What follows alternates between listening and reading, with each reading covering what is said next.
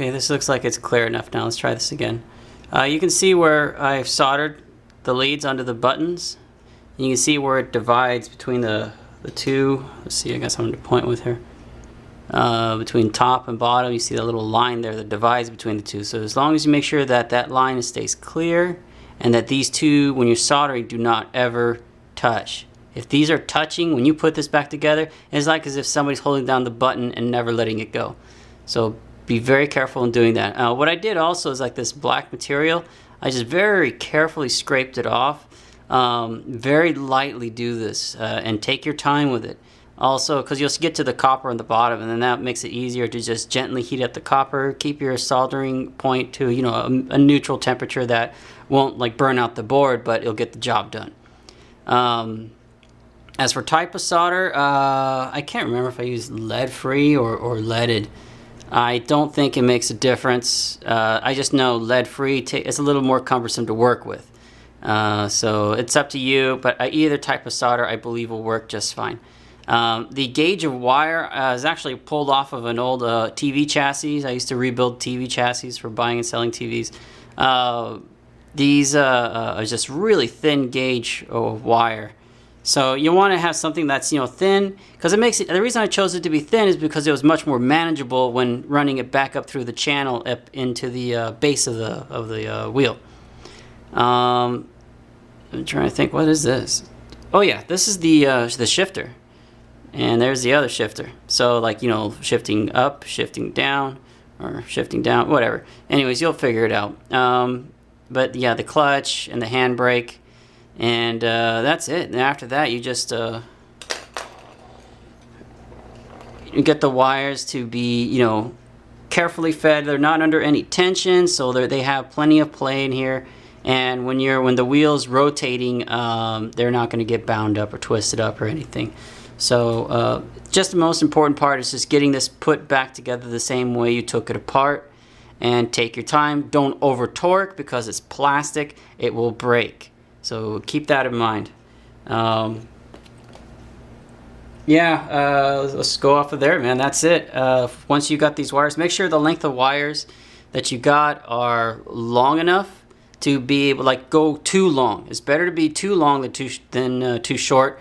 Also, what I kind of did is, you know, I kind of used like tape in certain sections to kind of help control the thin wire to keep it together, because it can kind of get frayed real easily being pulled up through the channel up into the steering wheel. And then after that, it's really easy to test which one is which. When you get into the game, you take the wires and you see like how I have two here that are kind of like bared. They're stripped a little bit. See if I can get a better picture of it. What I'll do is, like, while the game's on and I'm sitting on the track with the car, I'll just like take the two and I'll touch them together and see what it does. Like, okay, this one's shifting up the car, shifting down the car, it's pushing the clutch, or it's pulling the handbrake, whatever. And then after that, you just kind of twist them up, put a little tag on there saying, like, you know, for handbrake or clutch or whatever. So that way at least you have it marked and you won't forget. Especially like me when I use only two different colors of wires and not multiple different color wires. But it was all what I had, so I made it work. Alright, the next part here is the clutch addition to the standard pedal set. As you can see from the dividing lines, it's obvious that I took two different pedal assemblies and I kind of combined them into one. Now, I kind of did this in a rush in one day because I was just too frustrated dealing with no clutch. So I just quickly just threw this together, thinking, you know, I'm just going to make something work here and get back to racing because it was my day off and that's what I wanted to do. So that's why it looks kind of chinky with like this little, you know, Frankenstein looking shit here with the staples and stuff. But I'm actually surprised how well and clean it turned out lining it up. So the pieces actually the pedals are correctly spaced between each other. See, yeah, for the clutch though, you can obviously see here where I kind of took this like ground wires, like really thick, stiff copper wire, and what I did is that I made it to kind of like make contact. Watch, you'll see. Get out of here, dog. Get out. Let's try this again. Watch. This is basically how it works.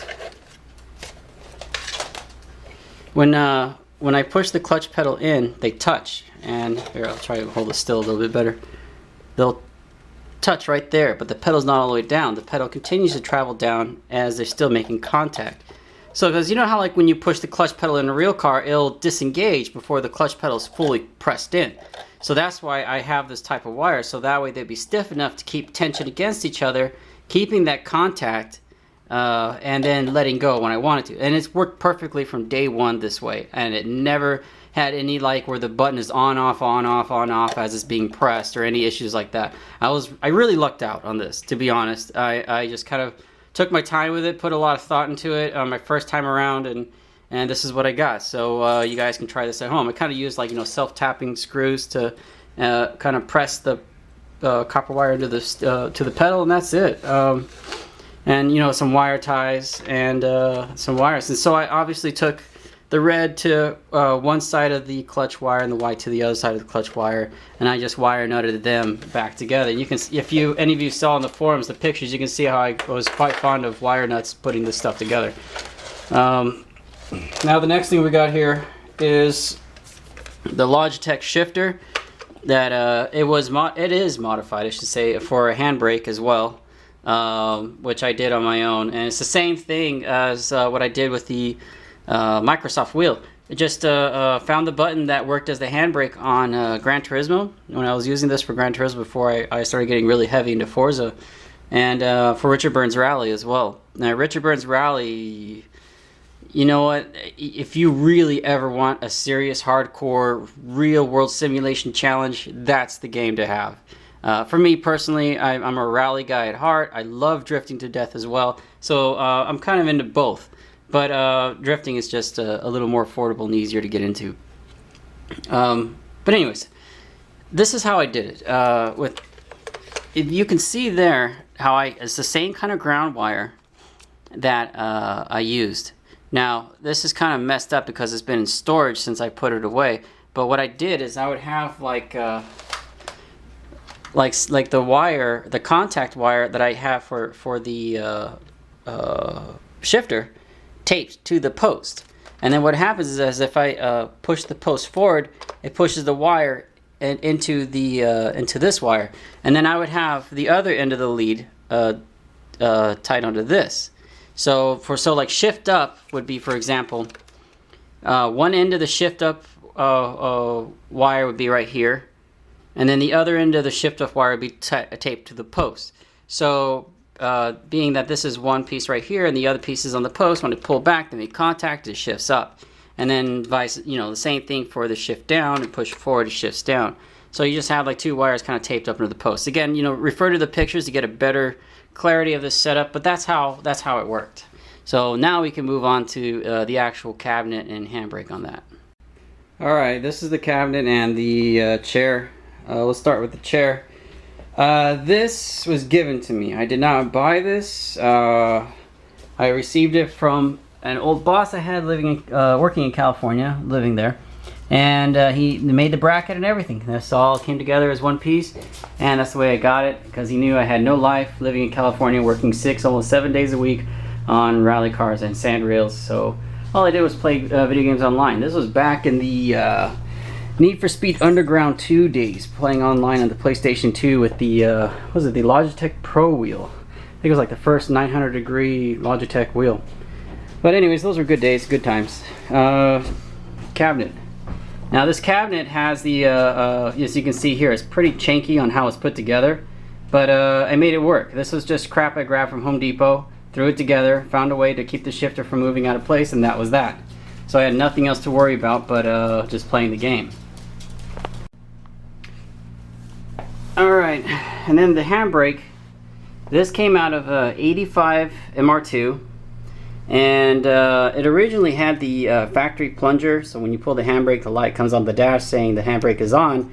The little plunger that used to go right here, and that's what I originally had the handbrake wired to. And then that plunger broke, so I put in a micro switch off of my fighting arcade sticks that I have. Spring, I just got out of Home Depot, just felt something that felt right. The bracket itself, which is up there, just kind of just nailed it in. I kind of just threw this together on a whim, just with scrap wood I grabbed from Home Depot, a box full of screws, and just trying stuff out, see what works, and this is what I came up with. Oh yeah, the cabinet itself, I don't know if you noticed, like speaker hole shapes. These are originally out of a old Sony rear projection CRT television that I chopped down to size. So it also comes with the wheels, which was really nice, moving it around and keeping it hidden when we're you know, having guests over, and when I'm ready to play video games, just wheel it out in front of the big screen and I'm good to go. I'm using the Logitech pedals, and I have the Fanatec adapter to hook up to the Elite CSR wheel. And let's see, the wheel itself, well, everybody knows what this is. What's new is that I used this homemade adapter to attach the wheel to. Now this is a prototype adapter. This is not the official one I'm actually getting made.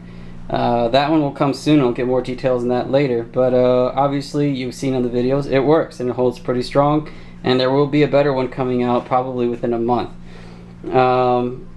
But yeah, the long story short, this cabinet is ugly as hell, but it works really well. I've had this cabinet for a long time, back when I was using the Logitech steering wheel to the Microsoft steering wheel to the Elite wheel.